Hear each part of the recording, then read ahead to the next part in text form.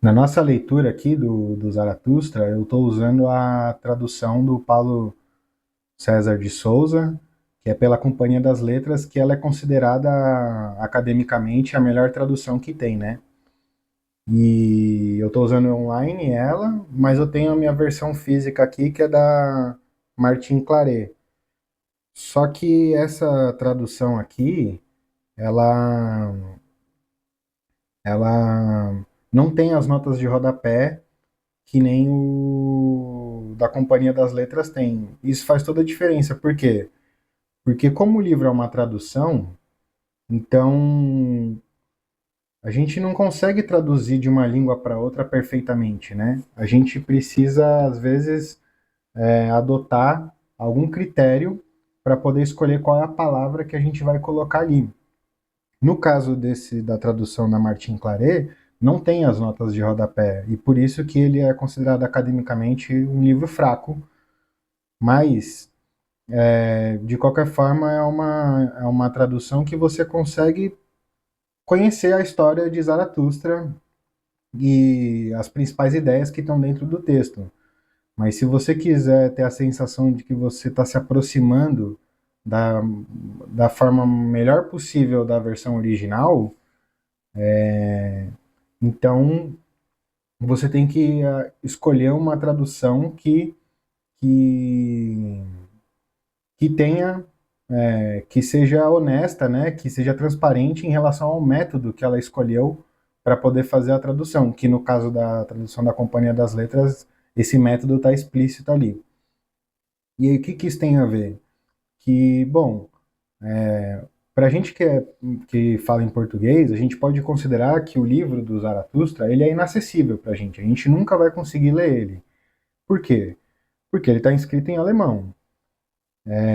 Então, se a gente quisesse ter a sorte de poder contemplar uma obra dessa magnitude, o mais próximo do que ela é no original, a única forma de fazer isso é você tendo a língua alemã como sua língua nativa.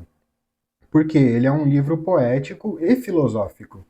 Então ele vai ter alguns jogos de linguagem, algumas metáforas que se você não é nativo da língua, é difícil você captar o que ela está querendo dizer, né?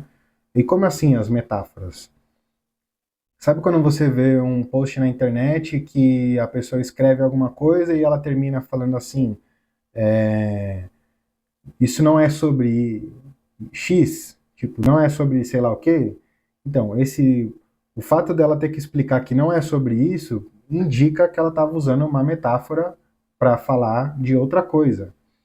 E o Zaratustra é cheio de metáforas, né? Então, se você não entende com o que o Nietzsche está dialogando, qual com quais conceitos da filosofia ele está gerando tensão através da narrativa do Zaratustra, essas metáforas vão passar batido e traduzir elas de forma literal não vai ajudar, não vai significar nada para a gente. Ou pelo contrário, a gente vai distorcer, vai colocar um novo significado em cima do que ele está querendo dizer. Então, essa é a primeira premissa, que é, por ser um livro em alemão, ele é inacessível para a gente. Mas a gente pode, de alguma forma, tatear ele. De que maneira? Usando uma tradução.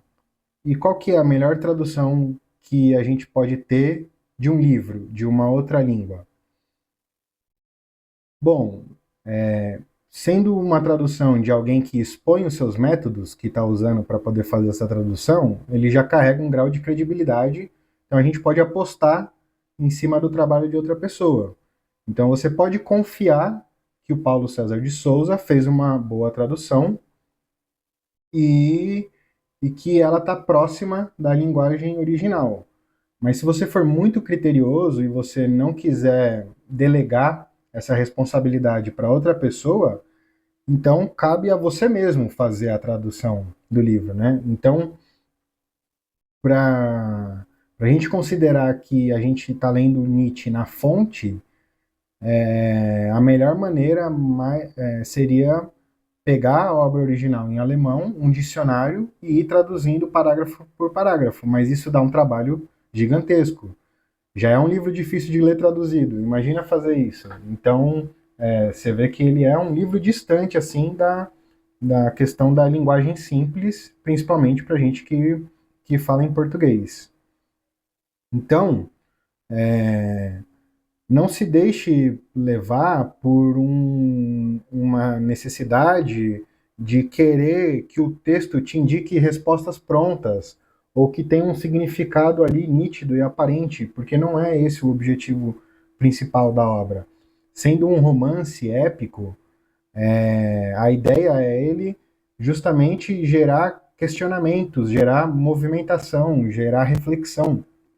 Então, é um livro que ele serve muito mais para você ler ele e, e se questionar por que que esse parágrafo, por que que essa citação, por que que a forma que ele escreveu isso mexeu comigo, o que isso está querendo dizer em relação ao que eu conheço, ao que eu sei, a como eu enxergo as coisas no mundo. E por isso que ele é uma das grandes obras da literatura, porque ele gera essa, essa dinâmica no leitor, né? Então, é basicamente isso. É um livro que é para você ler ele devagar, porque ele é carregado de simbolismo e de metáfora, ele está dialogando com vários conceitos da história da filosofia, ao mesmo tempo que ele está afirmando a própria filosofia dele através do personagem Zaratustra, e ele não tem a obrigação de dar respostas prontas, ele quer justamente gerar atenção entre os conceitos. Então, existe uma afirmação, que é o espírito do tempo, e ele está se colocando como a antítese desses conceitos para justamente poder produzir o saber filosófico, né?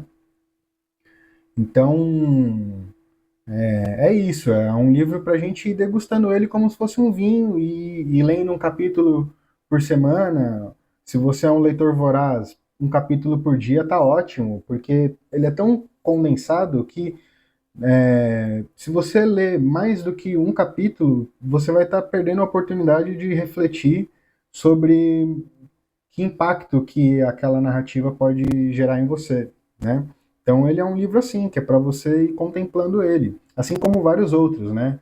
Então, principalmente livro de literatura, assim, se afasta dessa neurose de querer terminar o livro logo para sentir que você passou de fase e agora você tem mais um livro da sua estante é, na sua bagagem, né, no seu repertório. Ele não serve para isso, esse livro, né? Então, tem isso. E aí eu queria dar um exemplo, por exemplo, de tradução que é importante, que é, por exemplo, aqui logo no começo. E aí agora a gente vai retomar os 4 capítulos que a gente leu e eu vou comentar eles, né? Olha como é importante a questão da metodologia de tradução, né? Aqui na versão da Martin Claret, ele começa assim, ó. Aos 30 anos, Zaratustra afastou-se da sua pátria e do lago de sua pátria, e dirigiu-se às montanhas.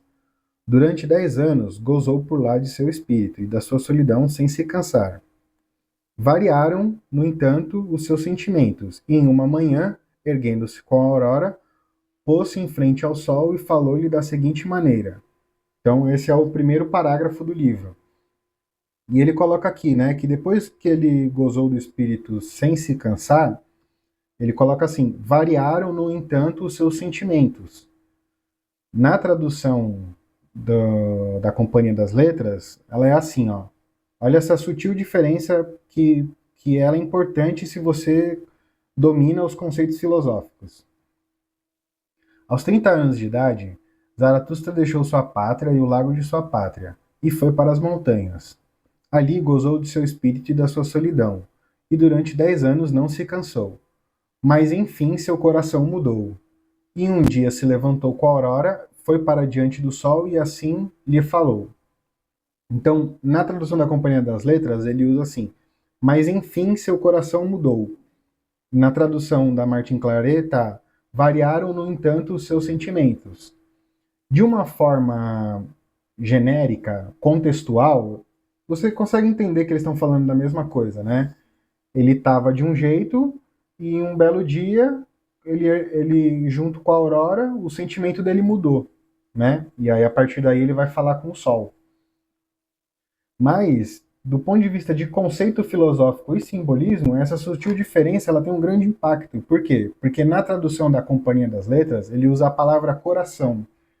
E coração na filosofia não é qualquer símbolo, principalmente por causa da patrística aí do Santo Agostinho, né? Que tem aquela imagem dele da, do quadro do Agostinho, da luz incidindo nele e ele segurando um coração, pegando fogo, né? Vou tentar colocar a imagem aqui.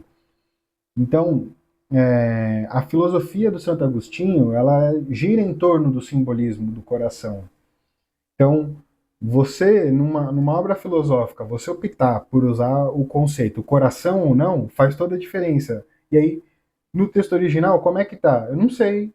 Tem que ir lá, pegar o Zaratustra em alemão e ver e verificar se o Nietzsche usou a palavra coração ou não.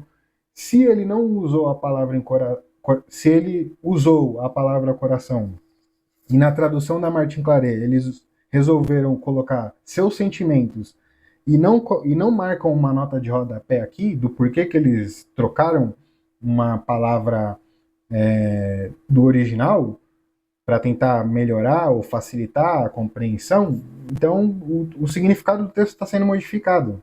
Então é isso. Ler uma tradução é você saber que você nunca vai acessar a obra integral de quem escreveu na outra língua. Infelizmente, a gente não tem acesso direto a uma obra como essa no português. Mas a gente pode tentar buscar a melhor tradução possível. Então, feito esse comentário inicial, o preâmbulo da tradução, vamos para a obra aqui de novo, vamos retomar os 4 capítulos que a gente já leu e eu vou comentando eles.